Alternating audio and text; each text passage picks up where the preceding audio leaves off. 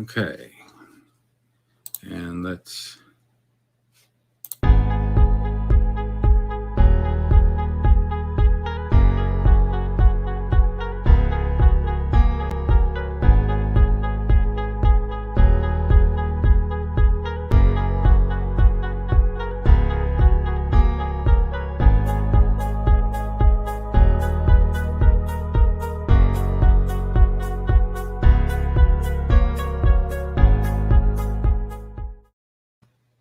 Hello, YouTube, and welcome, and Facebook. Welcome to the Jon Loveless Show, episode 16.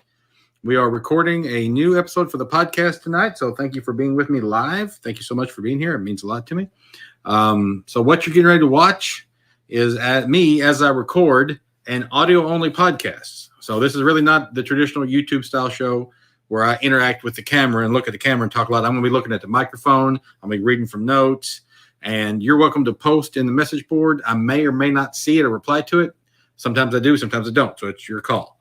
But thank you so much for being here and watching what we do live. And that means a lot to us. All right. We're getting ready to record the cold open. Okay, we got good sound, looks like. So recording the cold open in 3, 2, 1. You're listening to... Sorry, this happens. Take it again. All right, 3, 2, 1. You're listening to the Jon Loveless Show, episode 16. And we're clear on the cold open. Music plays, theme music, and the show start in 3, 2, 1. Hello, Internet dwellers. It is I, Jon Loveless, coming to you again to talk to you about all the things going on in the world that you need to know about, things that help you get motivated, things that help you get inspired, things that will amuse you, things that you'll like, things that educate your mind and change the way your outlook on life.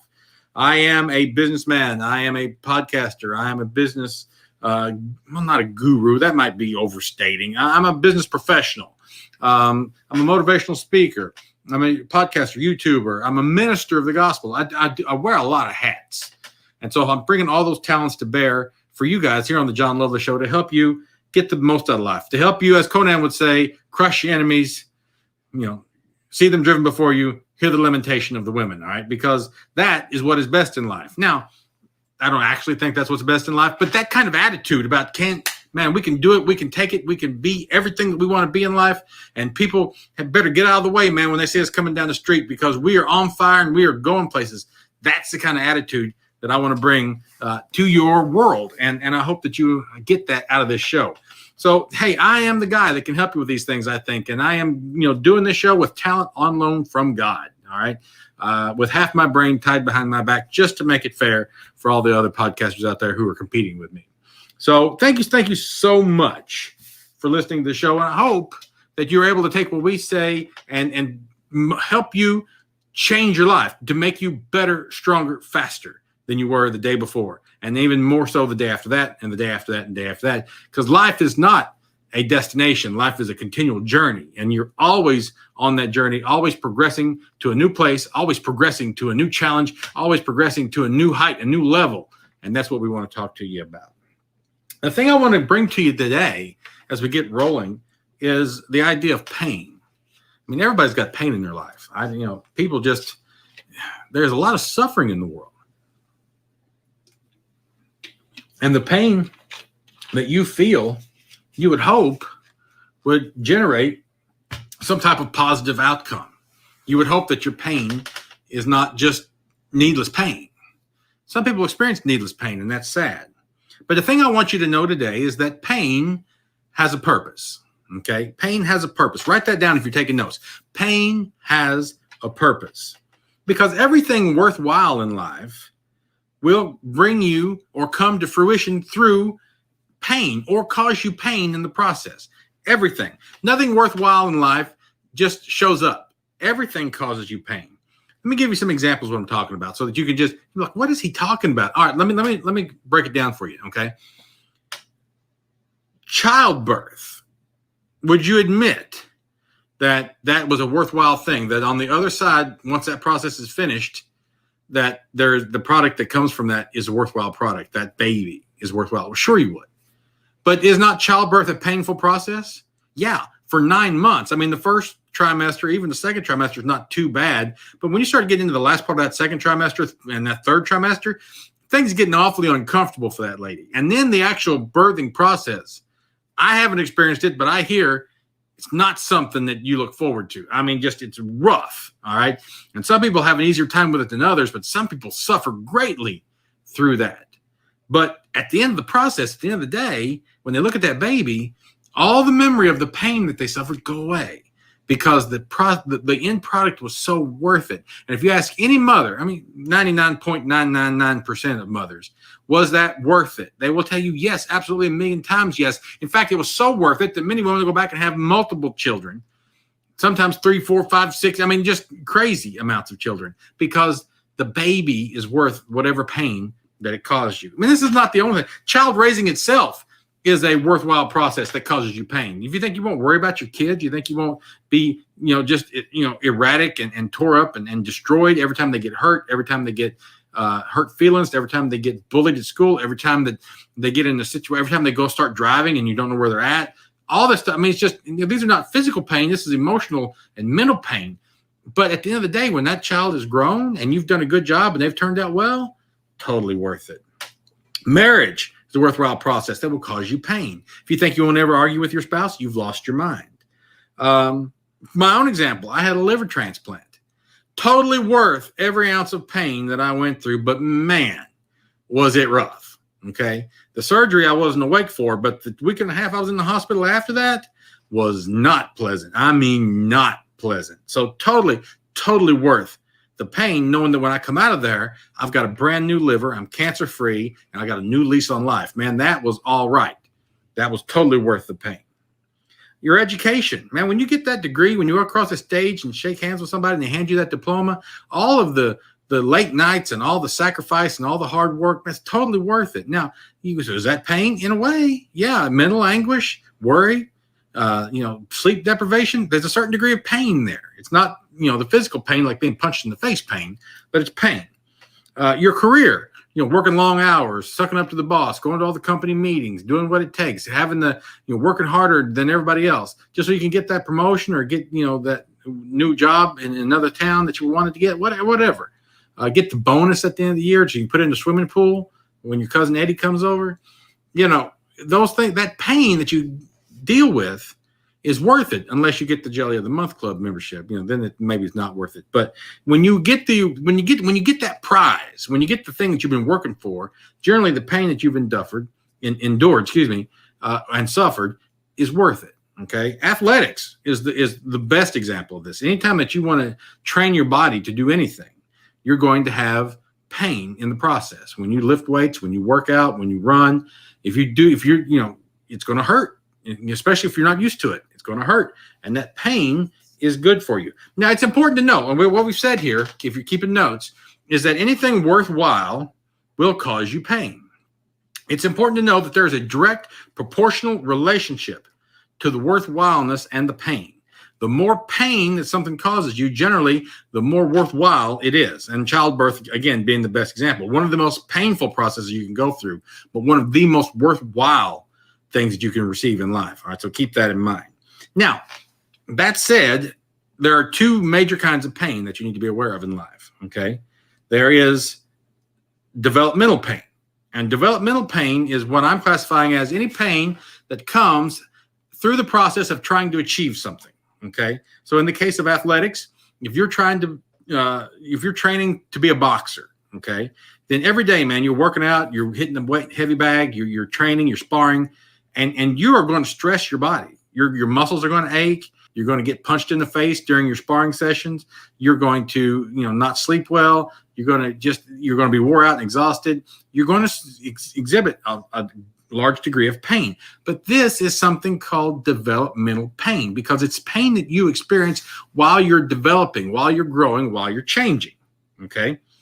Developmental pain. That means, anytime that you want to accomplish something, the pain that it takes to get there is what we call developmental pain. The other type of pain is what I refer to as pointless pain. Now, pointless pain is less pleasant. Not that any pain is pleasant, but it doesn't really serve a purpose so much. The pointless pain would be like you tripped and fell and broke your ankle. Okay. You aren't trying to train your ankles to be stronger. You just goofed up and hurt yourself. Pointless pain would be the kind of pain that, somebody beat you up. Your body, you weren't trying to accomplish anything with that. It just was stupid, pointless pain. So developmental pain and pointless pain. Pointless pain, a great example of that would be like a child that accidentally puts their hand on a hot stove. They burn themselves. You're not training your child to be heat resistant. Okay, that doesn't work.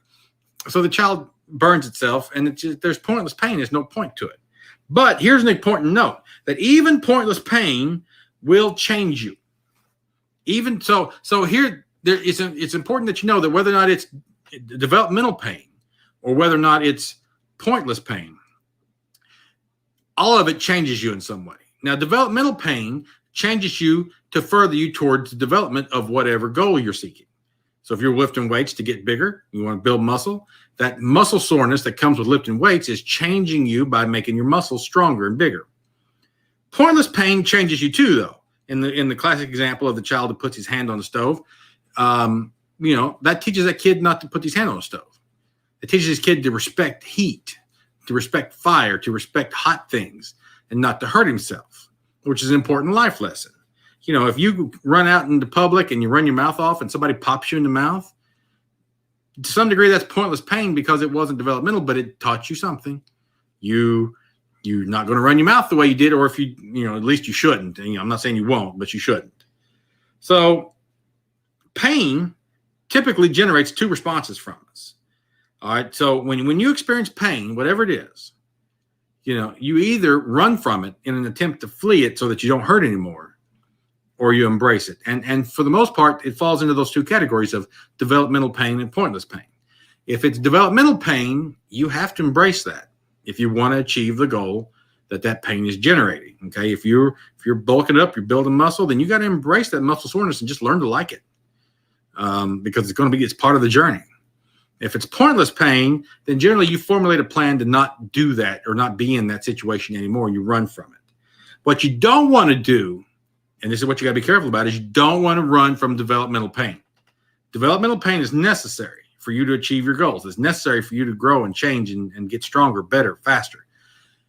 Developmental pain, if you run from it, then you'll never change. You'll never level up. You'll never grow. You'll never accomplish anything worthwhile. Okay? Because all pain is a sign of growth and development in some form or fashion. Even the pointless pain, you're learning. So it's a sign of growth and development. Teething is an example of this. Teething, when children cut teeth, it hurts. They cry. But their teeth are growing and developing and bursting through that gum line. Okay? Children start walking. And they start walking and they get hurt. So here they're growing and developing. They're getting bigger, but that comes with risk and injury. So it's just part of the process. Athletic training, we've already talked about, creates physical pain. But there's also mental pain that you get from going through the educational system, emotional pain that you get from some trauma that you've suffered. Maybe you've got an abusive spouse that they've been beating up on you or whatever. Emotional pain, things that you saw somebody get killed and it messed you up. Emotional trauma, that kind of pain. Social awkwardness, social pain, embarrassment, shame, lack of confidence. All these pains develop you, and what you have to take control of is you have to take control of that development process, and you have to make sure that you're pointing it in the right way, so that when you're developing, you have to make sure that development is not causing you to be fearful of the pain, but instead it's causing you to understand and use it and cause it to be something that you can turn into your benefit. Does that make sense? So you have to do that. Hey, Robbie's in here with me again today. Hello, Robbie. Good to see you, man. All right. So Robbie says, we live in such a microwave society now that sadly, most will never know the developmental pain you're talking about. That's true. Because most people either don't want to embrace the idea of changing and getting better at anything, or they just, at the first time they experience any pain, they run from it because they're not willing to put in the work or the effort that it takes to do anything. So you're absolutely right. Thank you, Robbie. Arnold Schwarzenegger said this. He said, the pain you feel today will be the strength that you feel tomorrow. Or you may say, the pain you feel today will be the strength you feel tomorrow. So what he's saying here is that whether it's being Mr. Universe and lifting weights, or whether it's just deciding that you're going to do the extra work at the office it takes to get that promotion, whatever pain that you're experiencing later will be strength. that you can use to your benefit. Now, once, love you too, man. All right. So once you realize that pain has a purpose, then it is welcomed by everyone who's using it to level up. All right. You absolutely have to embrace the pain. You have to embrace the pain. Man, if you're on a diet, you're going to be hungry. Now, that's not pain in the traditional sense, but it's not comfortable. If you're on a diet, you're going to be hungry. You got to embrace it or you ain't going to lose no weight. If you're building muscle, man, you're going to get sore. You have to embrace that. You have to learn to like it or you're never going to get bigger. Whatever the thing is that you're trying to do, if you're trying to build wealth, then you're going to have to learn what it is to sacrifice and not spend money, which can be painful. But you better learn to like it or you'll blow every dime you ever have. You'll never have anything, okay? So pain's not something you enjoy, but it is necessary to get results. If you're not going through any pain, you're not growing. You're not developing. Nothing's happening. If you're lifting weights and it doesn't make you sore, then you did not grow. You did not develop any muscle. You did not do anything. Okay. If that weight does not cause your muscle to be achy or sore, then you did not stress that muscle in any way. And therefore that muscle will not grow and will not develop. You might as well have just walked around the room and sat back down. Nothing changed. Okay. But once you start, here's the cool part. Once you start to see results, once you pull your arm up and you see a little more of a muscle there, then suddenly you don't mind the pain because you start to get excited about what you're seeing. If you step on that scale and you've lost a pound or two, then, oh man, going without any, second helping last night was worth it. I'm going to do this again. Once you begin to see the results and you start to get excited about the results, the pain doesn't seem so bad and it gets easier to tolerate. Now, to some degree, your body becomes accustomed to pain just because, you get used to anything after a while. But I'm not talking about the physical type of getting used to something. I'm talking about the mental acquiescence to the fact that this is something I need. Because once you mentally acquiesce to the fact that this is something that I want, and this pain is part of the process, then suddenly the pain ain't no big deal. You'll go sit in the dentist chair and he will hurt you, but you want shiny teeth, so you'll sit there for it. Well, if you want bigger muscles, then you'll lift those weights and you'll ache all day long. And you'll get up in the morning and you'll do it again. And you'll ache all day long again. If you want to train for a marathon, then you'll get out and run till your legs are noodly and tired and weak. But you know what? If you want to win that race, you'll do it again the next day and the next day and the next day. Because once you begin to see the benefits of your work and what the pain is doing, the pain is only temporarily hurting you. It's actually strengthening you, toughening you up, making you better, stronger, faster every day so that the next day you can go out and you can hit it a little harder, lift a little more, run a little further, do whatever you need to do to be stronger, better every day. Man, you'll get addicted to those results. You'll get addicted to that development. You'll get addicted to that and you want to see it. And when you get on the scale and you haven't lost a pound, you get mad. Or when you go to lift weights and you can't lift as much as you think you should be, you'll get mad. When you start running and you don't run any faster today than you did yesterday, you get mad. And so you start becoming addicted to the results. That's what it takes to really seriously win in life, man, because you want to change. You want to be more than you are. You want to be better than you are. You want to be something special on this earth. Okay, and I'm not saying that everybody's not already special, but this idea that you were born special has made a lot of people into snowflakes, man. Okay, a lot of people with a lot of entitlement out there thinking that they're owed something. These are the people that get participation trophies in their little league games. All right. So you got to work for that crap if you want special recognition. You got to work for that stuff if you want to achieve something special, be something special. Anything worthwhile causes pain, and once you embrace the pain, then man, you can have something going on in your life. Okay, you got to do that. Now, we don't just seek out pain for pain's sake. Okay, we're not masochists. We're not in no S&M stuff. We don't just enjoy hurting. Okay, that's not what this is. So it's important that you understand what's good pain and what's bad pain. That's super important. Pain indicates, like I said earlier, pain indicates that you have been pushed beyond your comfort zone. Okay, so if you can lift 5 to 10 pounds easily with a hand weight and it doesn't hurt your muscle, then that is within your comfort zone. Once you get a 20 or 25 pound weight and you start lifting that and it starts making your muscle sore, now you have begun to stress that muscle. And again, I'm using athletic examples, but this works in everything that you want. This works in finance, in business, in relationships, in whatever you're doing. Okay. Once you begin to stress that muscle, then you've pushed it outside its comfort zone. Now that muscle has to respond. Okay, that muscle has to respond. And the natural inclination of the muscle is to prepare to do that again. The only way it can prepare to do that again is to build itself up. So it will take protein from the bloodstream and it will build new strands, new fibers, new muscles, new sinews, new bone, well, not new bone, but new cells in the muscle to grow it and to development so that the next time you pick up that 25-pound weight, you can more easily lift it. Okay. And if you continually stress that muscle, you will continue that process and it'll get bigger and bigger and bigger. That's the way growth and development works. Okay, so you constantly want to be pushing that muscle or whatever it is. Again, you're running, your diet, whatever. You constantly want to be pushing it just outside its comfort zone. Just stress it just enough to cause your body to react to it in some way. All right, does that make sense?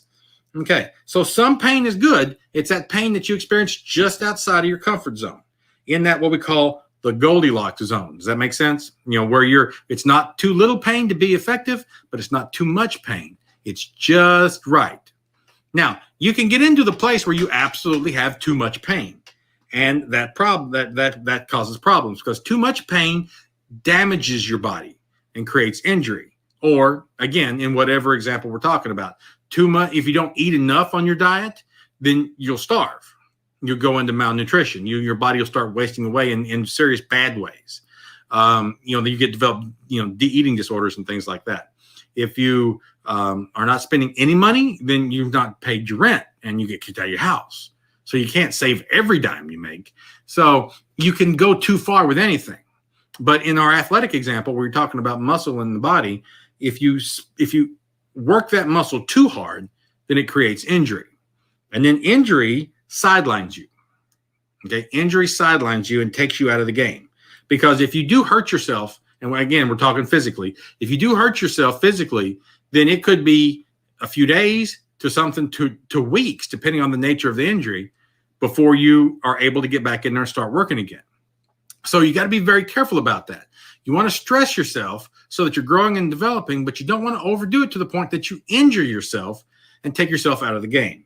That's super important. So by being in that Goldilocks zone where it's just right, just enough pain to make you grow and develop, but not enough pain to seriously hurt you, then you maximize your benefits without running the risk of any injury. Now, all pain follows these rules, whether it's, like I said, physical development pain that we were talking about with weights and things like that, or anything else, whether it's finances, whether it's your job, whether it's your social life. All right, so here's an example. Let's say that you're at a party and you want to make some friends, okay, but you're not sure. You're shy and you're backward and you're awkward. You don't know really what to say, what to do, but you're determined to give it a shot, or at least you want to really badly. And you're trying to decide whether or not you are. So you've got three choices. You can either do nothing because you're scared of the pain that being embarrassed would cause you, shamed if you did something stupid, or you can embrace that pain and you can try it. But maybe you just try it a little bit. Maybe just, warm up to a few people, say hi to a few people, or you can go all out, start dancing on the tables. Okay, so here's three approaches. Now, like we did with our athletic training, you can do not enough workout, you can do just the right amount of workout, or you can do too much workout. In this situation, you can either not try to warm up to anybody, you can warm up to people in a good way, or you can go overboard and try to be the star of the show. Okay, so what happens to you? Well, if you don't do anything, then you make no friends. Nothing ventured, nothing gained. You will absolutely not reap any benefits from sitting in the corner all night at that social event. You just won't. Nothing happens. You go home and you still got zero friends. You shouldn't have even went. You accomplished nothing. On the flip side, if you do too much and you start dancing on the tables, then nobody's going to want to be your friend because you're crazy. And so you've injured yourself because not only did you not make any friends, just like the guy who didn't do anything, but you've damaged your reputation. And it could be a long time before you get that reputation back or are able to repair that damage. But if you go with somewhere in the middle where you're warming up to some people, maybe you're cutting a few jokes, maybe you're just trying to be nice and sociable. If you're somewhere in the middle and it's just right, there's no guarantee that everybody at the party will like you, but somebody might. Maybe two somebodies might. And at the end of the night, maybe everybody's not your friend, but maybe you have one or two more friends than you did, and you've developed and you've grown and you've learned a little more about how to do the process. Does that make sense? I hope that does. All right. So by avoiding pain now, we're talking about the cowardly approach here. By avoiding pain now, if you don't want to experience any pain now, you risk greater pain later. Now, so this is the consequence. Just like there's a serious consequence to overtraining because you could injure yourself, there is also a consequence to undertraining where you don't develop at all. And that serious consequence is that you could become seriously hurt or experience more pain later. Now, let me break it to you down this way. You are either moving towards something at all times, or you're moving that you want. You're either working towards a goal, something that you want, or you're moving away from something that you don't want. Okay, nobody's just sitting around not doing anything. Everybody is in motion. You're either moving towards something you want or away from something you don't want. So you either see a goal, you're pursuing that goal, and you're trying to chase it. All right, so you're lifting weights every day because you want to get bigger. You're running every day because you want to get faster. You're dieting every day because you want to get slimmer. Whatever it is. You're going to parties and talking to people because you want to make friends.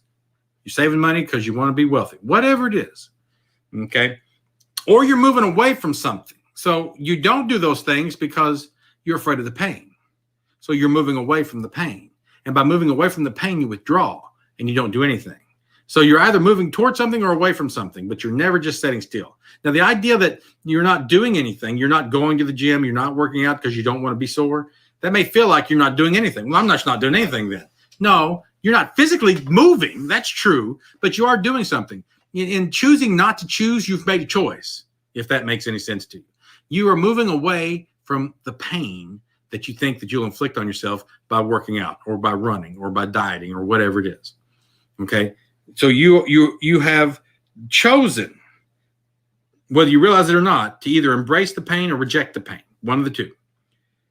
You either bravely embrace that pain to make you better, stronger, faster, or you are a coward who lives his whole life captive and prisoner to the fear of pain, and you will never improve. Those are your only options.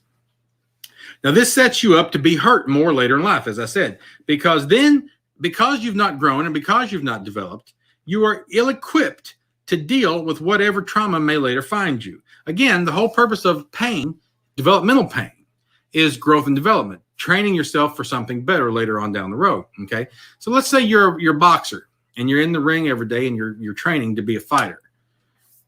You're training to do like bouts in a ring, right? But one of these days you may find yourself on the street and some jackhole may be out there trying to take your money or something like that. Well, if you're a trained boxer, there's a good chance you're going to be able to defend yourself and that guy's not going to hurt you. If you decide that you don't ever want to train to fight and you find yourself in that situation, that guy's going to walk all over you. You could be seriously hurt or you could lose your life. Now, I'm not saying that everybody should be a trained boxer. That may not be your thing. And I don't want you to live in fear that somebody's going to mug you. That's not the point. I'm just trying to draw a comparison. If you train to fight, you'll be ready for that fight that might find you someday. If you don't train to fight, you won't be. The same thing's true with anything else. I mean, if you train your muscles so that you'll be stronger, one of these days when you need some strength and you don't have it because you refuse to train, you'll seriously regret it. Okay? Maybe you needed to save money so that you would have some money in the bank so that if something bad ever happens, you'd be able to deal with it. But because you didn't want to experience the pain of sacrifice, of not spending money when you didn't need to, then when your car breaks down, you can't get it fixed because you don't have any money. So whatever you're training yourself to, whatever pain that you experience today, not only develops you, but it sets you up so that you don't experience later pain because you weren't trained and developed enough to deal with it. Life will throw things at you. And you have to be, part of the reason we make ourselves better, stronger, faster, part of the reason we enjoy self-development is not so that we can just look in the mirror and say, man, I look good. I got these muscles. I got these six-pack abs. I'm doing all right. That's not why you do it. You do it because at some point down the road, you may need that. You're developing it. You're making yourself better. The idea that I'm going to be better so that I can deal with any situations. I'm going to be more financially stable so that if problems come down the road, I can handle them financially. I'm going to do what it takes to have a good relationship with my wife so that later on when something happens and we have a hard time dealing with it, our marriage won't instantly dissolve. So I'll go through the pain of taking her out on dates, and I'll go through the pain of listening to her stories, and I'll do all the stuff that she needs me to do that I don't enjoy doing. And that's not real pain in the traditional sense, but it may be something that you don't enjoy. You'll suffer through that so that you build a better relationship so that that relationship will weather the storm later on. All these examples all work the same way. Okay? Just because you embrace pain, though, doesn't, again, I keep trying to emphasize this, does not mean that you go looking for it, okay? We don't enjoy pain for pain's sake. We only tolerate it. All right, so this is important. Let me kind of finish with this.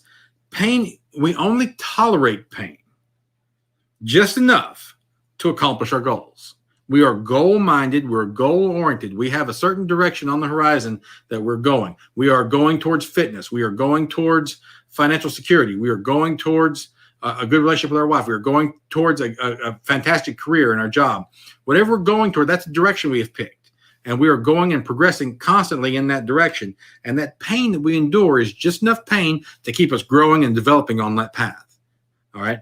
You endure it now so that you won't hurt more later on because you weren't ready to deal with whatever trouble comes down the road. I'm going to leave you with this on this note. The U.S. Navy SEALs have a saying. They say that you don't rise to the level of your competition, but you will fall to the level of your training.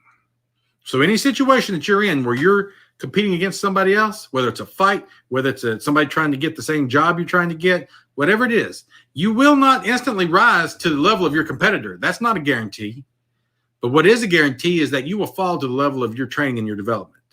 Whatever you've developed, whatever you've trained yourself for is the best you can hope to bring. So you need to be leveling up every day. All right, that's it for that segment. We're going to come back in just a moment with some current events. All right, transition.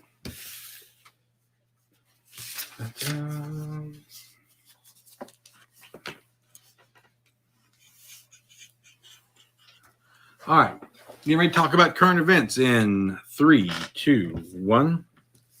All right, welcome back, Internet Dwellers. It is I, Jon Loveless, back with you again. All right, so we got some things that we're going to talk about. We're going to talk about some current events, some things going on in the news. Now, why is this important? What does this have to do with development, John? What does this have to do with motivation, inspiration? What does this have to do with being better today than you were yesterday? Because all this stuff that's going on in the news and stuff like that, man, affects your life. And because it affects your life, you need to know how to deal with it. And particularly, I want you to understand a better way of thinking, okay? Because a lot of people, I know that my audience are intelligent people. I absolutely know that. You guys are the best. I know that everybody that listens to this show is sharp and on top of things, but so many people in the world aren't. So many people get their news from Facebook and from Twitter and from different places like that, and a lot of just junk floating around out there, and a lot of people just don't understand what's going on. And even the news that you do get from legitimate news sources is sometimes not quality, sometimes not any good. And you've got to learn how to disseminate through that stuff. And I want to talk to you about how to think about those things, okay?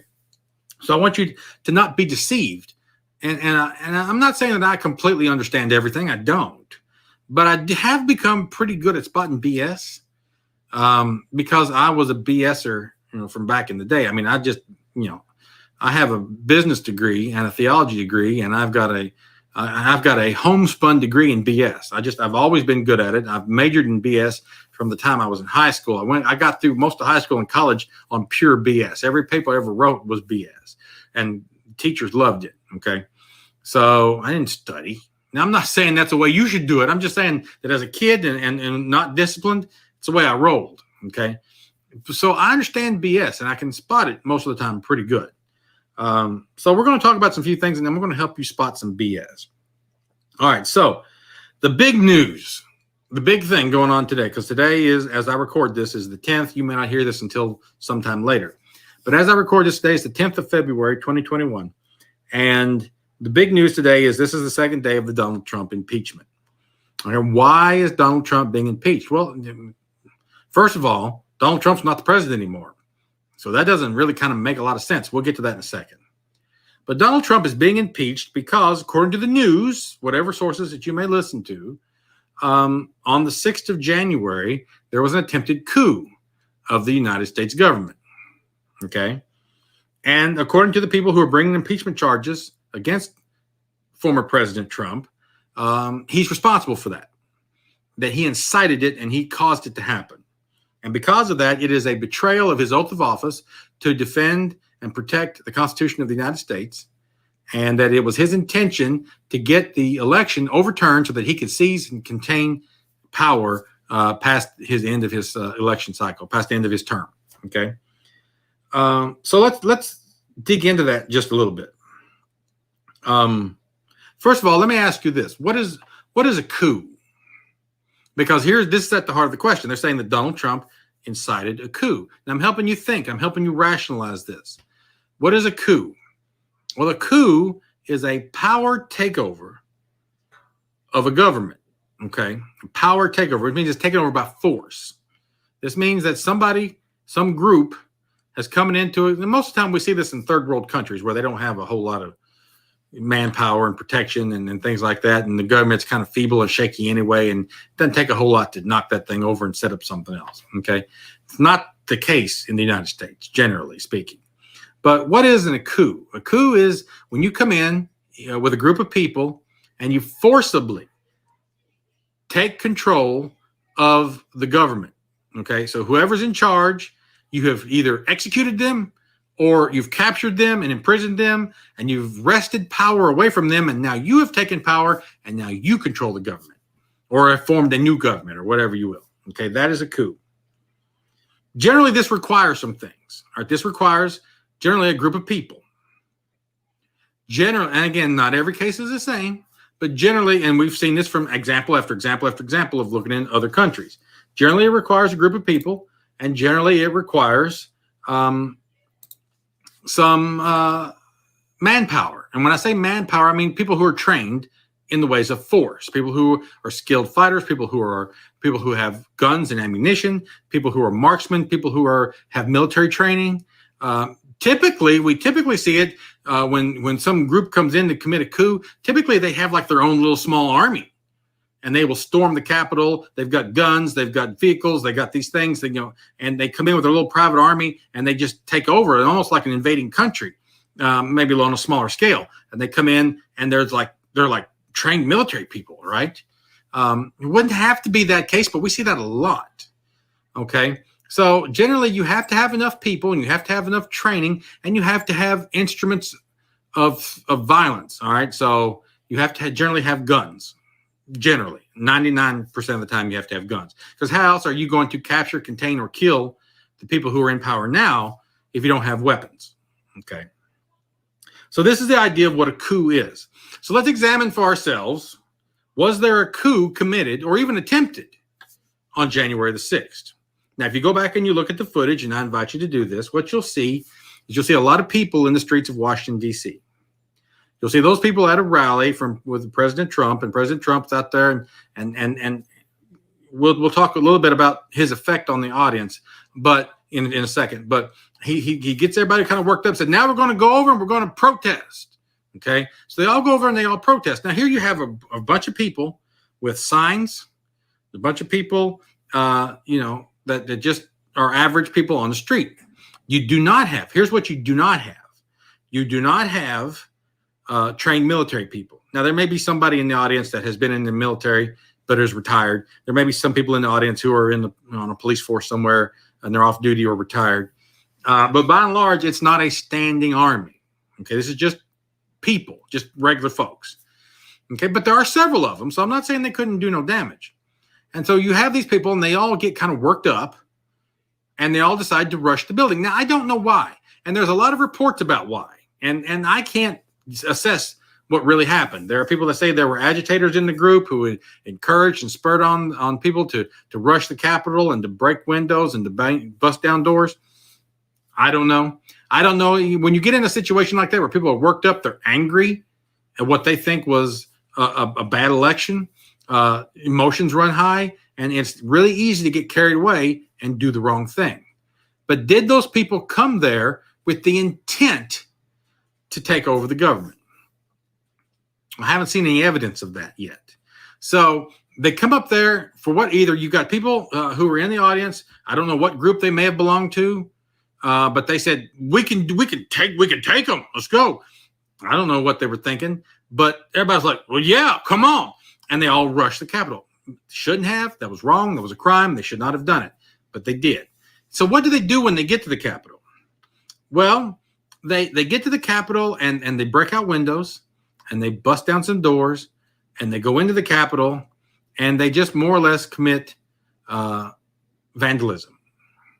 They storm into people's offices. They steal some laptops and computers. They steal a podium. They got the dude in the buffalo hat who's up there running around parading behind the desk and in the House chamber. It's just, they just caused a lot of destruction, basically. Things got violent. There were some some skirmishes with the police. Some people, so a lady got shot on site and killed by the police. There were some other officers who were injured in their fights, and I think some of them died later. It was bad. There was some violence. Okay. The thing that I keep seeing pointed to that says that by the people who say this was a coup was the fact that some of those people had zip ties, the large, thick zip ties that you would use to bind somebody's hands. And they say, there it is. That's proof that they came there with the intention of capturing those people. Okay. So you are going to, let me the question. Now, I don't know whether or not that person actually came there with the intent of binding somebody's hands or not. They had the zip ties for some reason, but it certainly wasn't a lot of people who had zip ties. It was only 1 or 2 or 3 people who had zip ties. Okay. So let me ask you a question. If you were going to overthrow the United States government, would you take a bunch of people, go to the Capitol, break in with nothing but zip ties and do a lot of vandalism and call that a successful coup? No. So because of this, everybody that tells you that this was an attempted insurrection of the government are full of BS. It absolutely was not. And so I'm helping you identify this. Do you think it would be a good idea to go to the Capitol and try to overthrow the United States government with zip ties? No weapons. I mean, there may have been somebody that had a gun in his back pocket, a concealed carry or something like that. But was the group armed as a group? No. Okay, so no weapons to speak of. Maybe some club or something, I don't know, or a sign that you're whacking somebody over the head with. No weapons, but they did have a few zip ties. No. Did they hurt anybody except for the cops that they clashed with who were trying to get them out of there? Not really. They didn't lay their hands on any senators, any congressmen, any aides to mount anything. So nobody was really hurt that way. They mostly just did a lot of property damage. So what you have in this situation at worst is mob violence and at best vandalism. It's unfortunate. It was stupid. It was criminal. Never should have happened. But for anybody telling you that this was absolutely a coup, they couldn't be wrong. More wrong. They couldn't. And the people on one side are framing it intentionally that way for political purposes. And you just have to know that. You just have to realize that that's what they're doing. Okay. Now, the second question then is whether or not it was a coup. The answer to that is obviously no. Not even an attempted coup. Nobody came there to take over the government. I do believe there's a strong possibility. This is just theory on my part. I do believe there's a strong possibility there were people in the crowd who wanted to create a scene for whatever their own purposes were. And they intended to stir everybody up and make things bad. I think they were agitators in the crowd. What their true purposes were, what side they're on, we don't know for sure. But I think they were there. And I think they got people to go along with them and do things that they otherwise wouldn't have done and didn't go to do. So again, not a coup, not an insurrection, not even an attempted one. The question is that whatever happened, whether it was a coup, or whether it was vandalism, or whether it was mob violence, whatever it was, did Trump cause it? The answer to that question, if we're being honest, is yes and no. So Trump did not stand there on the podium that day and tell anybody to do anything wrong. Trump did not say, go down there and break all the windows out and bust the doors down and take your zip ties in there and tie people up. He never said that. He never said, go in there and steal the podiums, steal the laptop computers, trash the place. Never said that. What he actually said, the words that came out of his mouth was that we're going to fight like hell, but that's just a euphemism. Everybody talks like that when they're talking about political rallies and protests and things like that. So we're going to fight like hell, and we're going to go down there and we're going to peacefully protest like patriots. That was a word, and I'm maybe off just a word or two there, but that was the gist of what he said. Peacefully protest was the exact words. Peacefully protest. So how can you honestly sit there and say that the man stood there and instructed people to do what they did? Okay, well, if he's not responsible for what happened, then how can I say that kind of he is?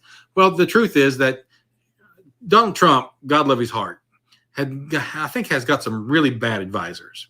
And somebody was feeding information into this dude's ear from his political circles. I don't know if it was one of his kids. I don't know if it was Kellyanne Conway. I don't know if it was Rudy Giuliani. I don't know who it was. But somebody's talking this guy's ear, and they're telling him, hey, man, listen, I know that the election didn't go our way on the 6th of November or the 4th of November. It was the 2nd or whatever election day was. I know the election didn't go our way. And I know that in December, when the Electoral College met, that they didn't go our way either. And it might look like to most people this thing's over, but there's a secret parliamentary procedure that nobody knows about.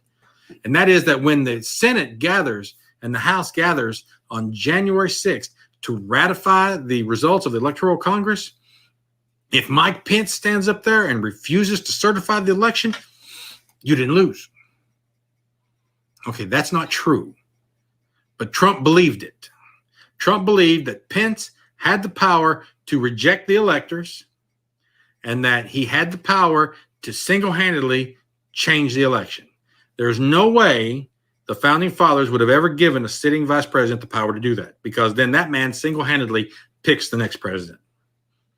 Okay. The ratification process on January 6th is really just a ceremonial thing. It's really just saying, yeah, we got the results. Thank you. We've received them. It does not give the Congress the ability to change the results. Just saying that, yes, we have them and we've certified them that they are correct. And it's entered into the record. That's more or less all it is. There's no power in the Constitution for the process that day to change the results. Okay. Just doesn't exist. Donald Trump has got some bad advisors who were telling him that, hey, man, if Pence will do the right thing, he can change all this. And so Donald Trump spends all that time from Election Day through the Electoral College meeting in December, all the way up to January 6th, working his base up, thinking, we ain't lost. We ain't lost. Man, we still in it. We're still fighting. And as long as he had court challenges that were pending, he kind of was all right in saying that, because there was still a chance that the courts could find it, that the Supreme Court could come in and do something. But once that the courts had rejected all his challenges, whether they should have or not, that's a separate issue.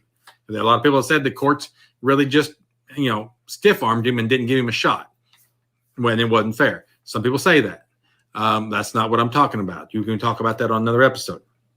But after the courts refused to accept his challenges and there was no recourse left, at that point, the man should have said, hey, you know what? We run the race. We fought a good fight. At this point, we're going to transition power to the incoming administration. We hope them the best. And I'm looking forward to going on to new challenges. If he had done that, there would have been no rally on the 6th. There would have been no mob. There would have been no destruction at the Capitol. So to some degree, Trump does deserve a little bit of the blame for working his followers who love him passionately, emphatically, love him, working them up into somewhat of a frenzy. But he did not directly incite that violence, and he did not cause anybody to do anything that they didn't want to do on their own. Okay? So the idea that he's responsible for that or that he can be impeached for it is asinine. Okay, and that's how you spot the BS. Is that you're honest with yourself, and you're honest with yourself and you say, hey, this is what the man is responsible for, but this is what he's not responsible for. And you admit that freely. Now, I know that there are people that's going to listen to this and go, John, you're crazy. He is absolutely responsible for it, and here's why. You take your left-wing talking points and you want to crucify Trump to the wall, and you're going to do it. But you need to be fair. And you need to say that if Trump incited violence in his speech, then how many Democrats all last summer were inciting violence with the race riots and stuff, the Black Lives Matter, the Antifa, and all that stuff? Maxine Waters telling people to go out and get in Donald Trump supporters' faces. If you see them at a gas station, or his cabinet members, people in the administration, if you see them at a gas station, if you see them in a restaurant, you see them at the mall, you gather up a group of people and you go and get in their face and you challenge them. You tell me that's not inciting violence? You're telling me that the things that AOC was doing, bailing Black Lives Matter protesters out of jail and putting them back out on the street so they could do more violence, you tell me that's not creating violence? So I don't want to hear any crap about what Trump did if you're not willing to apply the same standard to everybody. If you'll be fair and apply the same standard to everybody, then yeah, hold Trump accountable. Absolutely hold him accountable. But then you got to turn around and hold everybody else accountable for what they say too. And if you're not going to do it just across the board, then you got to let Trump go. You just have to. All right. Here's the other stupid question about this impeachment. The purpose of impeachment is to catch a president or any, not just for presidents, it's for judges, it's for Congress members, it's for anybody that, does something wrong, violates their office, is to remove them from the job. That's the ultimate purpose of it. So why are they impeaching the man that's no longer president? Isn't that an interesting question?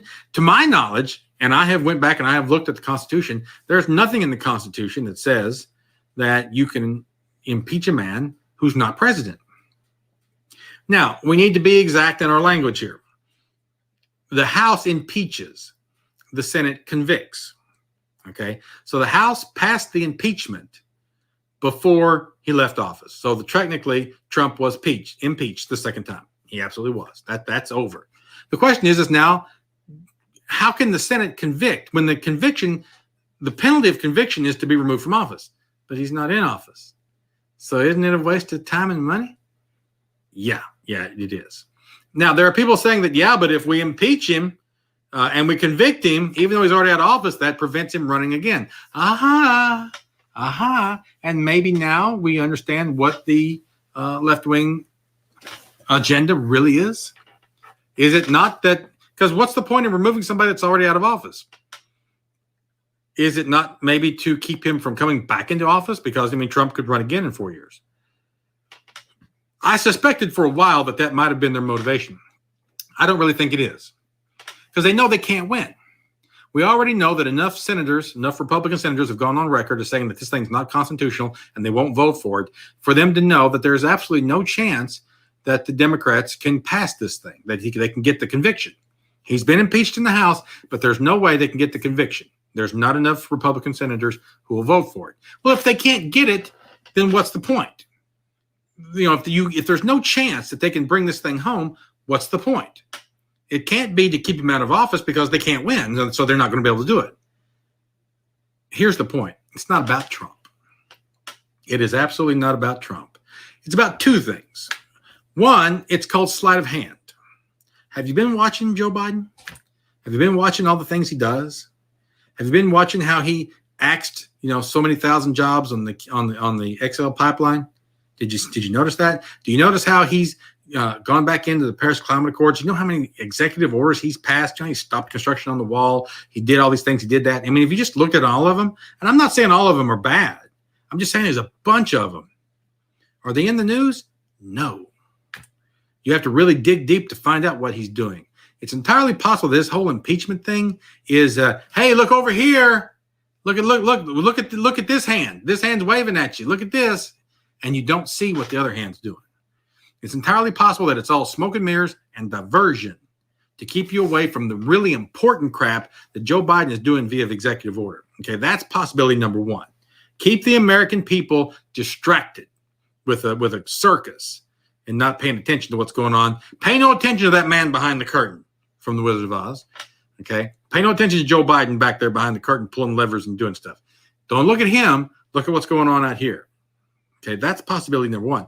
Possibility number two is that it's not about Trump, but it's about the Trump supporter.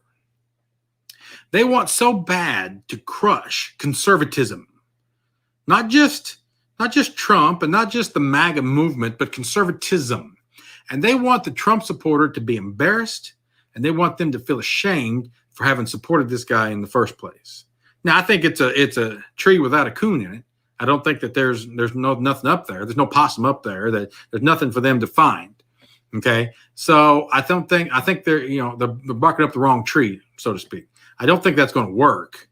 But if they can make you, as a Trump supporter, ashamed to put on your Trump hat, to put on your MAGA hat, to walk out into public, because they have convinced the public at large that Trump not only see that I don't know that at all that they're trying to prove their case to the Senate to make the Senate vote a certain way. I think they're trying to prove their case to you, the American public, by putting on this very public and prolific election and this thing. By doing that, they're trying to convince you that Orange Man bad. And because they're trying to convince you of that, then at the same time, they're trying to make you ashamed to be part of that movement. And if Trump was to come back in 4 years, because they can't stop it, they can't convict him, they can't get the ban from public office, that's not going to happen. If Trump was to come back in 4 years, they don't want you to support him because of what he did last time. They want to so damage him that he has no chance of coming back. And they can't do it through the impeachment because they're not going to win, but they can do it in your mind. They can make enough of an impact in your mind that you would not support him a second time. I mean, I was all for supporting him, hypothetically. I was all for supporting him until he crossed the line, but then he crossed the line and I can't ever go back. Okay? That's what they want to try to accomplish in your head. They want to make it so hard, similarly to the way that they've made it hard not to be racist. Okay? Now, not that it ever should have been hard to not be racist, but I'm saying you can't even say certain things. You can't even look at people a certain way. The racial tension in this country is so strong, and to some degree, the left has created that racial tension because they wanted to. They want to create a similar kind of tension in the mind of conservatives, that you're afraid to say anything in public about Trump, about conservatism, about being a Republican, about anything like that. They're trying to relegate you to second-class citizenship, and they're trying to get your common people in the community square to turn against you. If you are a Trump supporter, then it's akin to being a Jew during the Holocaust. Now, no, don't come at me with no pitchforks. Before that, the SS had the ability to go out and round up Jews. They first had to turn the German public against Jews by convincing them that the Jews were the problem. Okay, this is just history. Go back and read it. And that propaganda campaign that convinced the German public that Jews were the problem gave them the right to go out and round them up. We see a similar type of campaign going on right now to convince the American public that Trump supporters, and to a large degree Republicans and conservatives, are the problem.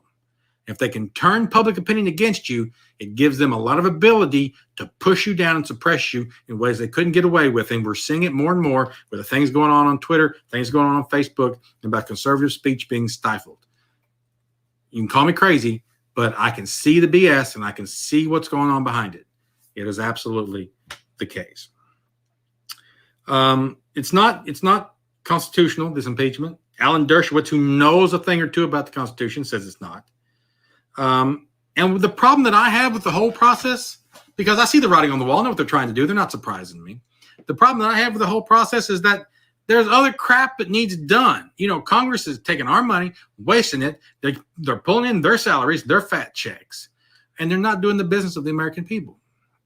This is not the business of the American people. COVID stimulus is the business of the American people. Trade relations, the business of the American people. Farm supplements, the business of the American people. Support programs for poor and needy, the business of the American people. Whatever it is, okay? Roads, highways, bridges, the business of the American people. This is not. This is a distraction from the business of the American people. And it's basically like walking and being the boss of a company, coming in and seeing your employee with his feet up on his desk, and you're just not caring.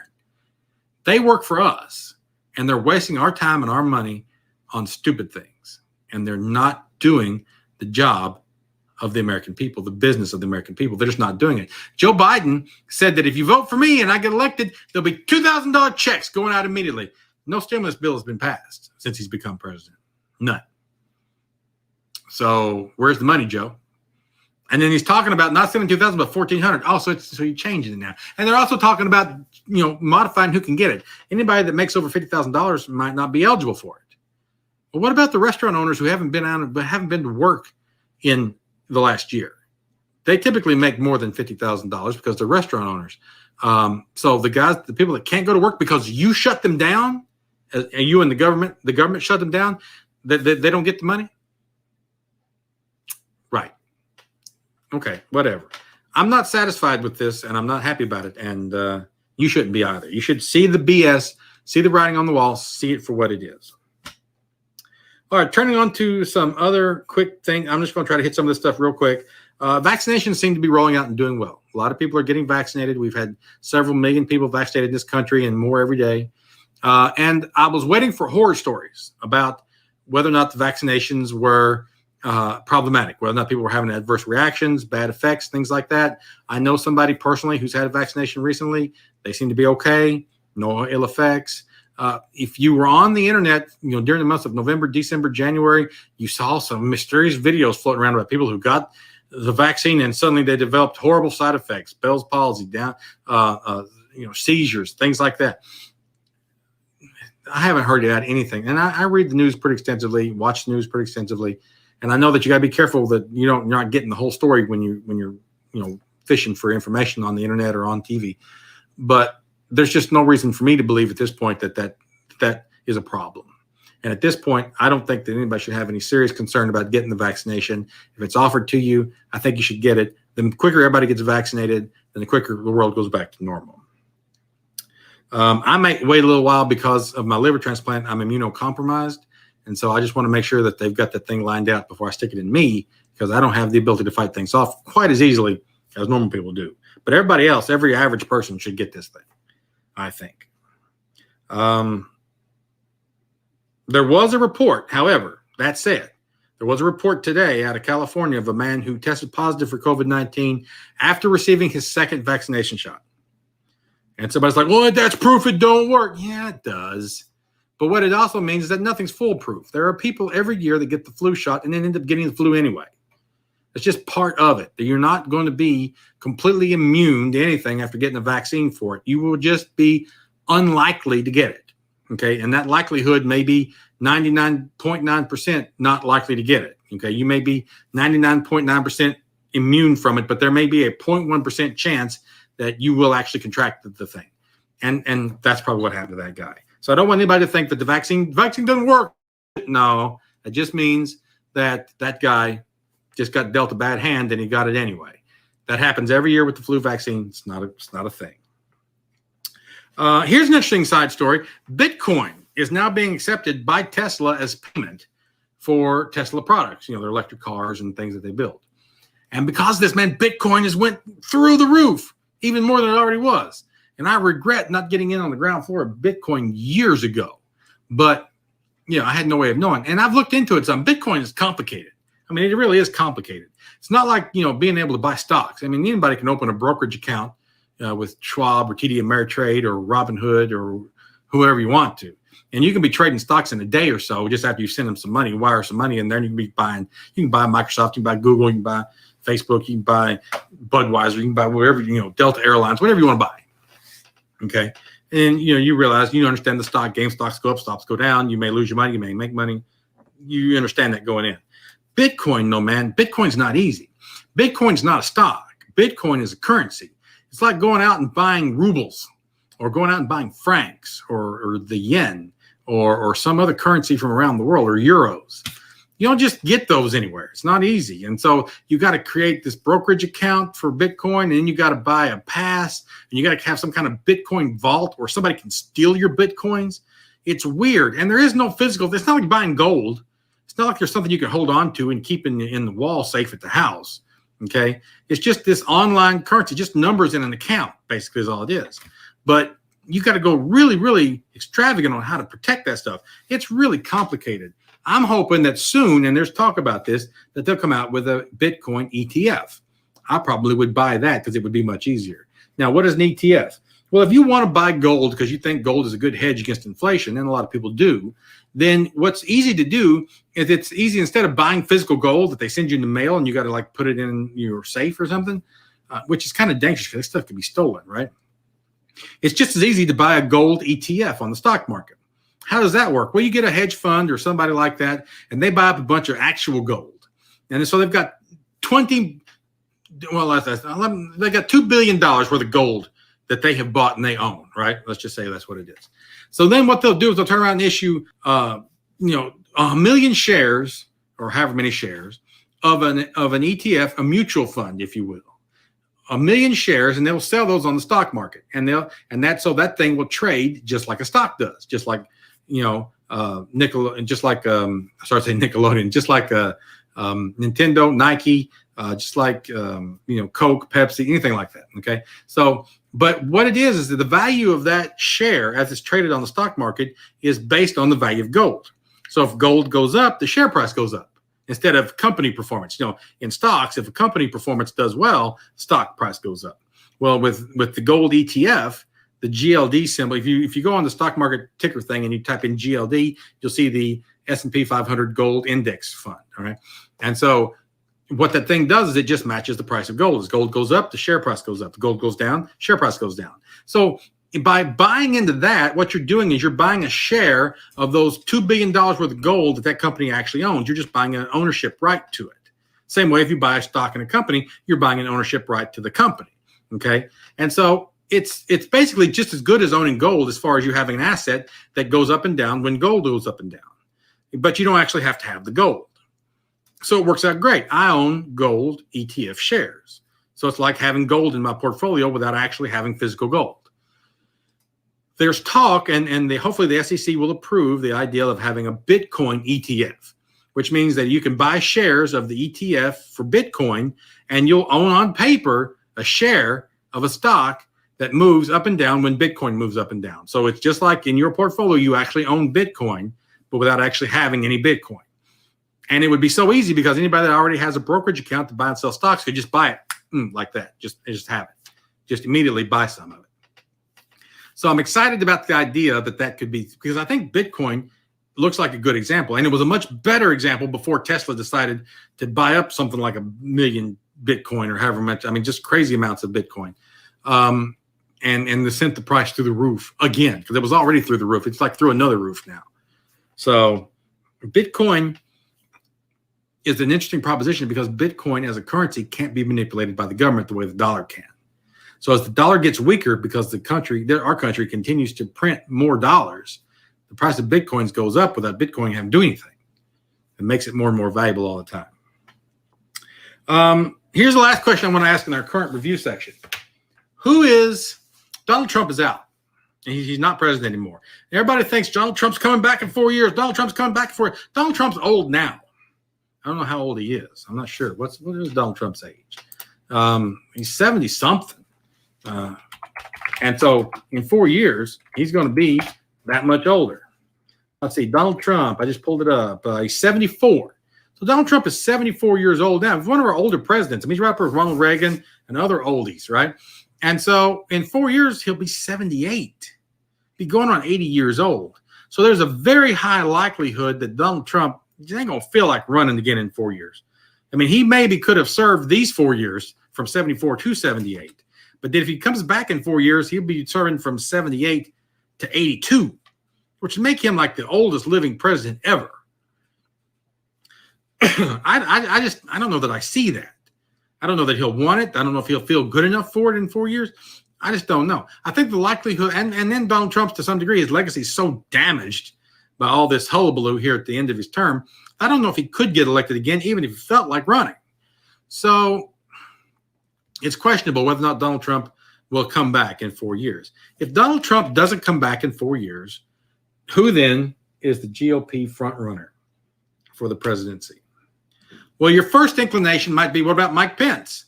I don't think Mike Pence wants it. I don't think he has any inclination to run for president, especially after all this crap. I think he just wants to go home. Just forget about that, man. I think he took a job at a think tank or something like that. So, yeah, I don't think he's got no plans on being a politician anymore. Okay, well, then who? What about the big front runner or the big competitor on the GOP ticket in the primary that Donald Trump beat? That'd be Ted Cruz. Well, Ted Cruz has got his own set of problems because he was supporting this election thing on January the 6th. He was supporting the idea that they could cancel those electors. And I think exactly what Ted Cruz was pushing for was a waiting period. He said, wait a minute, let's not certify this. Let's wait. Let's go back and let's talk with these states and just see that there wasn't any type of election fraud. I think Ted Cruz was saying, there's nothing wrong. We got until the 6th to the 20th. Let's take 10 days and double check everything. I think that's what Ted Cruz wanted. But no, Ted Cruz is lumped in with the same group of people like the Trump supporters who wanted to overturn the election. And so to some degree, I think Ted Cruz is damaged a little bit now because of it. I hate it. I think Ted Cruz is a remarkable politician. I think he would be a great GOP frontrunner. But I don't think that unless his stock rises a lot in the next 4 years. I don't know that they could pull it off. I think Senator Mike Lee would be a good substitute, but I don't think Mike Lee has the profile for it. So who's that leave? A lot of names that get floating around are people like Nikki Haley. Candace Owens has even said something about maybe she wanted to run. But I think that somebody's overlooking an obvious choice, and I think this guy may really be the front runner, and that is a senator from my own state, not Mitch McConnell, God help me, but I'm talking about Rand Paul. Rand Paul's phenomenal, son of Ron Paul, and who was a senator before him. And Rand Paul is fantastic. I agree with Rand Paul on 99% of everything that he talks about. He is fantastic. He's got all the right policies. And if you listen to this guy on the floor, when he gives these speeches, he is eloquent. He is informed. He knows what he's talking about. And he's got the right policy. He agrees with Donald Trump that the United States does not need to be in every war, in every situation. He does not think that the radical left agenda is good for the country.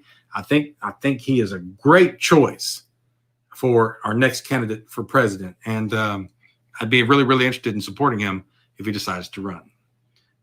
But he's not the only guy. We got a deep bench. We got a lot of people. Senator Tom Cotton, I think, might be all right, or Tim Cotton. Well, I forget his name. Senator Cotton, who's been very active in this impeachment in saying that it was a farce and it needed to be shut down. I think he might be all right. So, yeah, I think Rand Paul, his stock is rising, in my opinion. I would say Rand Paul is a buy at this price. You should buy him. All right, that brings us to the end of the current events segment. We'll be back in just a moment to give you our spiritual update or insight spirits. I got to figure a name for that segment, but it's your inspirational moment. Maybe we'll call it that. We'll be back in just a second. All right, we're pausing. I'm going to give me a sip real quick.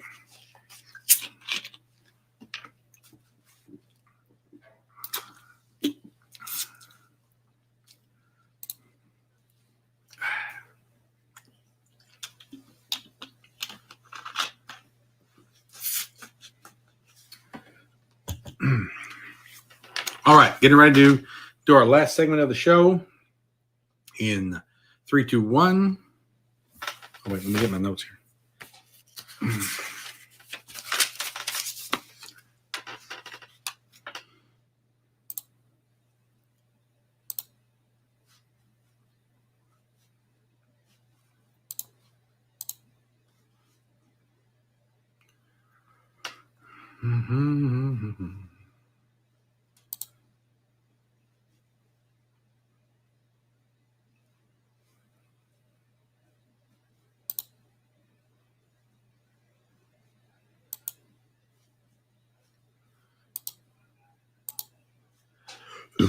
Okay.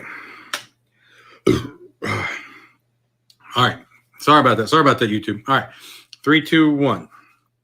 All right. We're back for the final segment of the show today. And this is your spiritual moment, your inspirational moment. This is our reflection time where we think about being a better person, thinking about our spirituality and being, a help to people, being devoted to God, being all that thing, the best part of life. So there's so much about life that's good, so much about life that's wonderful. Your friends, your family, your loved ones, your job. You enjoy your job, your own success goals, being better, stronger, faster, your motivational goals. That's all super important. But the best thing in life is a relationship with your Creator. I honestly believe that 100%. To know God and to know the Lord Jesus Christ is the very best thing in life, and it will make your life better. And so I want to take just a moment every show and just talk a little bit about spirituality and give you kind of a daily devotional, if you will. Only it's not daily. It's just, whenever I do this, but give you a devotional to think about something, reflect on something spiritual, and maybe, mean something to you and something you can reflect on and think about after you've got done listening to the show. So I want to pull up some scripture here. I'm going to share my screen for those of you who are listening on YouTube so you can see it.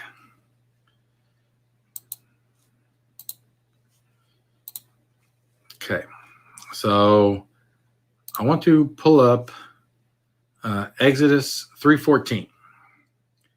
Exodus 3:14, Moses talking to God at the burning bush. Exodus 3:14 says, "And God said unto Moses, I am that I am. And he said, Thou shalt say unto the children of Israel, I am hath sent me unto you. I am that I am." So God, when God tells you that He is, then you just got to know that He's God. Okay. So let me reflect on that scripture this way. Have you ever done the best you could at something? You've given it all. You've tried your very, very best, and you just didn't feel like it was enough. You tried to help somebody, but they didn't appreciate it. You tried to make a change for somebody, or to really impact somebody's life, or to change something in your life. Whatever it was you were trying to do, and it just fell short, man. Either that person that you were trying to help didn't appreciate it, or you weren't able to help them. Maybe it was somebody that was sick, and you tried your absolute best to take care of them, but they did not get any better. Maybe you knew somebody with a fatal disease, and you were there with them until the end, and they didn't get better. And you're like, man, I did everything I could. I made sure they got to every doctor appointment. I tried to take care of them. I wiped their head when they had a fever. I did everything, and it wasn't enough. You couldn't do anything. Maybe somebody is on drugs or alcohol, and you were trying to help them beat the habit when they fell back into it. And like, I did my best, and I couldn't get anything done. Maybe it's something as simple as you tried to be nice to somebody and they wouldn't receive it. Maybe you took somebody a cake. Maybe you took somebody who was depressed a present to make them feel better, and they threw it in your face and told you they didn't want nothing from you and to get out of here. And it leaves you, when you try to do something like that and you just can't do it. You just fall short. Trying to do the right thing, trying to help people. And either it's not appreciated, it's not received, or it yields no fruit. And you fall short. You can't help but to get to the place where you feel helpless. I mean, you just will. Moses felt that way. Moses, if you know the story of Moses, I mean, if you've seen Prince of Egypt or you've seen the Ten Commandments of Charlton Heston, all these stories take some liberty with the Bible account, but the gist of it is that Moses was raised as a prince of Egypt in the king's court, in the Pharaoh's court, and he believed he was Egyptian up until a certain age when he learned that he wasn't. And when he learned that he wasn't, he saw the affliction of his people, the Hebrews, and it made him mad. And he went out into the field and he found an Egyptian that was being mean to the slaves, and he killed him. So here's Moses saying, I'm going to make some changes around here. I'm going to impact some change. I want to do something. Okay. And he slew the Egyptian that was being mean, that was oppressing his people. Okay. Well, that didn't work out the way, I don't know what he thought was going to happen. I don't know if he thought that, yeah, I killed this guy and let's all go home. Let's all leave here. Well, you're not going to free, something like 4 million people, or however many, I think it was 4 million, by killing one Egyptian guard or whatever he was, or taskmaster or whatever he is. You're just not going to. So the thing he was trying to do, even though maybe his heart was in the right place, was ill-conceived, not well thought out, and didn't help. And as a result, he had to flee for his life. So he ends up running out into the wilderness, into the desert, and living, as a sheep herder for 40 years. But while he was out there, thinking that he'd messed up, that he couldn't go back, that there was nothing he could do, it was beyond his power, he gets out there and he has an encounter with God. And God tells him, I want you to go back and do the thing that I wanted you to do in the first place, but this time you're going to do it right, and I'm going to help you. Because this time I'm going to be with you. I wasn't with you the first time. The first time you were doing it on your own, just trying to do it in your own strength, the way you thought was best. That's not the way I want it done. And if you do it the way I say, it'll work. Okay. Moses like, first of all, I can't do this. Even if I do it the way you want me to, nobody will believe me. Everybody will think I'm crazy. I don't have the power. I'm not even a good speaker. You want me to stand up and make proclamation? No. If you watch the Ten Commandments with Charlton Heston does a lot of talking in that movie. The actual biblical account was that Moses was a mumbler or something. I mean, he didn't talk well. And that he actually had to have his brother Aaron with him when he went to see Pharaoh so that Aaron could do the talking. Because Moses he was not no speech maker. That was not in his wheelhouse. Okay. So again, they take some liberties with these stories. So he said, I can't talk. I can't speak well. I am not the guy to lead a bunch of people. You're messing with the wrong one. And God wouldn't relent. God said, no, you're going to go. And he said, they won't even believe me. When I go back to him, I'm going to say the God of Abraham, Isaac, and Jacob, the God of your fathers, has sent me to deliver you. They're going to say, yeah, you met him. What's his name? Because at this point, nobody knows the name of God. And still to this day, we don't really know the name of God. There's a Hebrew unpronounceable series of letters that's supposed to represent God's name, and the Hebrew letters are Yud, Hey, Vav, Hey, which is like A, B, C, D. I mean, it's just 4 random letters. Yud, the letter Yud, the letter Hey, the letter Vav, and then the letter Hey again. Somebody tried to loosely pronounce it Yahweh, and then from that it gets loosely translated into Jehovah, but basically it just means God. So we just say God. But God has never really given his name to mankind. And if he has one, the concept of names may not mean anything to God. That's rabbit trail. We don't want to get on that. But Moses said, they're going to ask me, who sent me? Who sent me? Who is this God? What's his name? To which God tells Moses, tell them I am that I am. Tell them that I am has sent you, which basically means that I am God. All right, I am God, and I am real, and I am present, and I am powerful, and I am going to get this straightened out. That's all you need to know. And for the most part, it worked. The important lesson here is that Moses went back and did what God told him to do, did it the way God told him to do it, and it worked. The people came out of Egypt, out of bondage, and they wandered around in the desert for 40 years, but then they finally went into the promised land. Okay? The principle there is that once God charges you with a task, he will give you the ability to complete it. God will not ask you to do something that you're not able to do. Okay? He will not ask you to carry a burden that you can't carry. He will not ask you to accomplish something you can't accomplish. It would be wrong for him to do that. It would be wrong for God to look at me and say, John, I want you to pay for everybody's lunch when I didn't have enough money to pay for everybody's lunch. Okay? If he tells me to do that and I've only got $2 in my pocket, then God's going to have to get some money to me. Now, God may very well do that. And all I have to do is say, all right, Lord, I ain't got but $2, but if that's what you want me to do, I'll try to do it. And then somebody rolls up and gives me $100. Say, here, God told me to give you this. I don't know why. Those kinds of weird things, if you're in the church very often, you see examples of that kind of thing happening. Things just kind of miraculously sometimes click and work out. And I believe this is God acting in our lives, okay? So God, if he asks you to do something, even though it seems impossible to you, he will make a way for you to accomplish it. Now, there's some scriptures here that kind of back this up, and I want to point to them real quick, okay?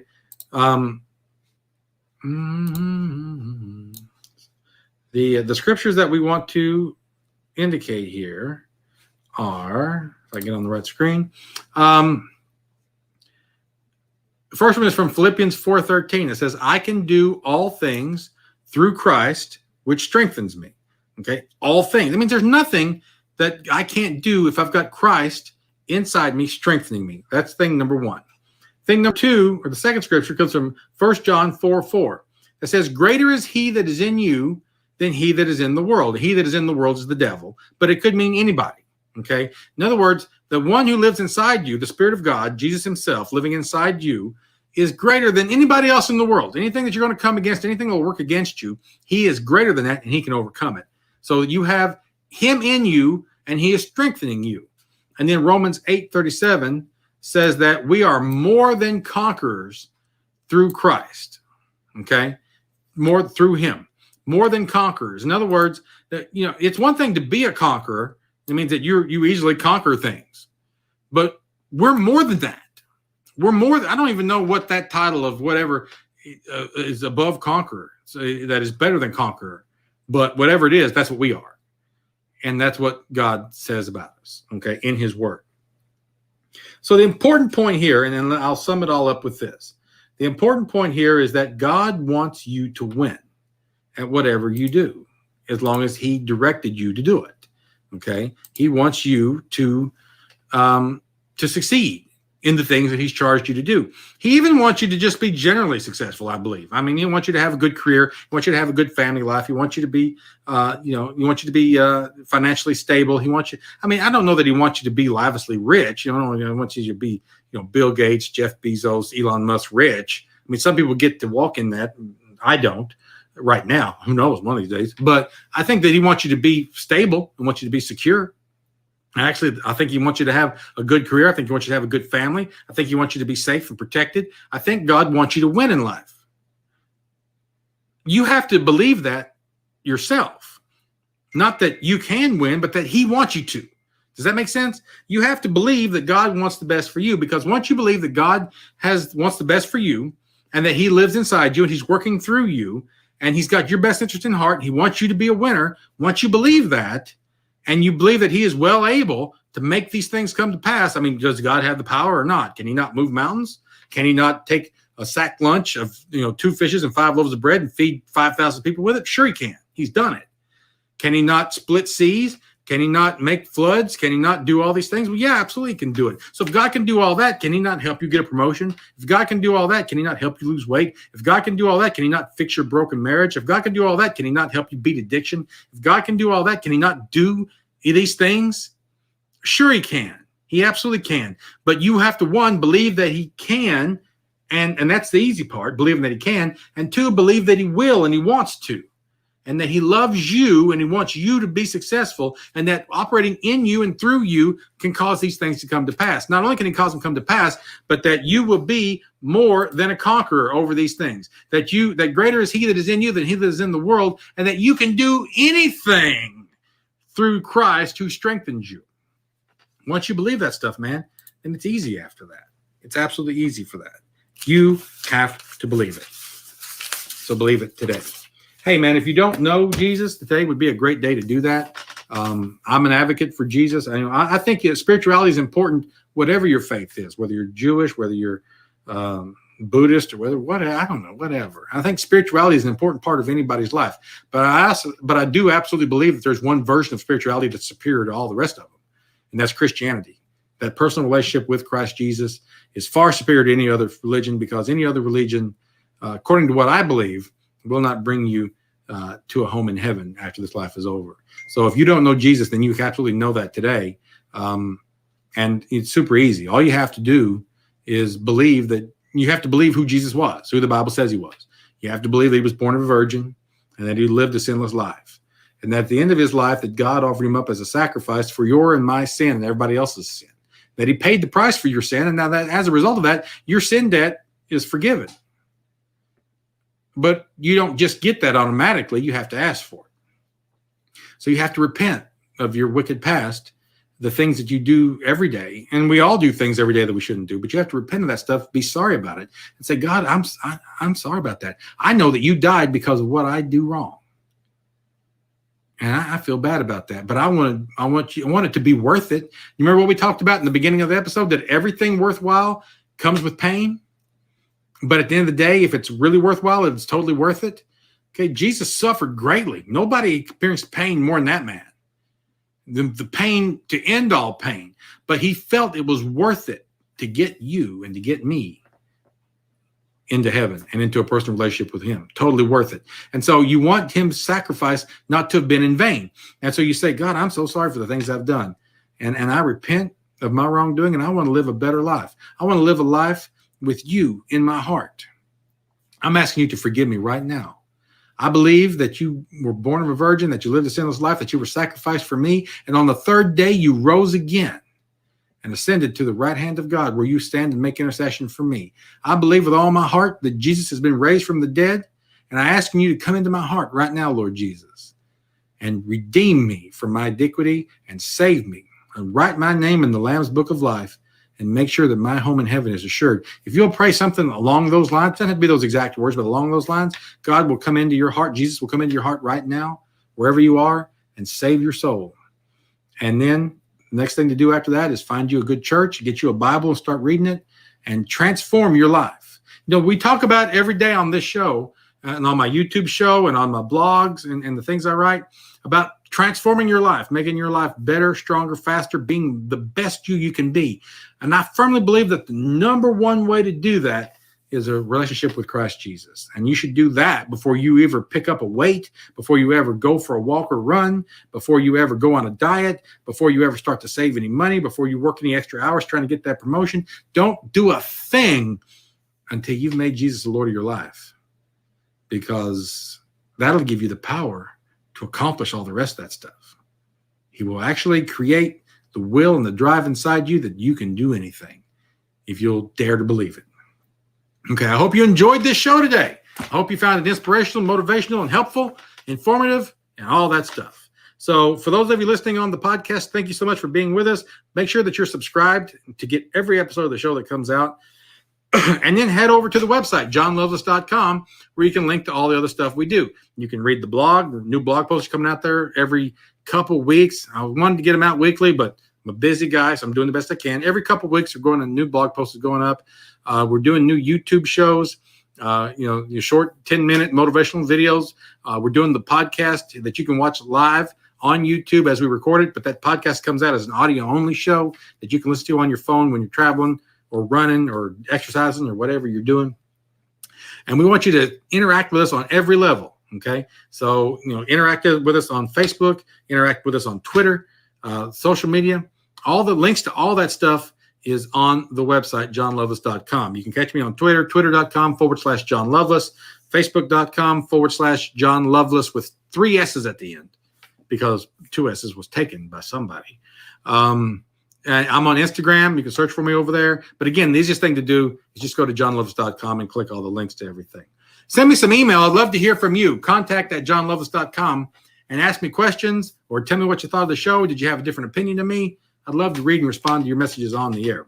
Thank you so much for all that you guys do. We appreciate it. Tell all your friends and neighbors about us. And spread the word because and if you're listening to this podcast, whatever service that you're listening to the podcast on, use that service to positively rate and review us. So if it's Apple, go over to the Apple podcast section and give us like 5 stars and say good things about us. On Spotify, on whatever service that you use, Google Podcast, whatever it is, just most of those services have a rating tool that you can use to be nice to us. We would appreciate that. It helps increase visibility and bring in new customers, new listeners, new people to be part of our community here. We want to do that. So spread the good word. Tell everybody you know about us, because I firmly believe that positive word of mouth does as much to spread us and spread the news of us than online reviews and stuff do. Positive word of mouth, because it's so much more powerful when you're telling somebody how much you enjoy something. So thank you for that. That's it for this time. Until next time. And in the meantime, I am Jon Loveless, wishing each of you a happy, happy day. And I hope that you wake up tomorrow better, stronger, faster than you were yesterday. Have a good one. Bye-bye. And we're clear. All right. On YouTube, Facebook, thank you guys for being with us live tonight. I hope you enjoyed this live presentation of the show. Have a good one. We will see you guys on the interwebs later.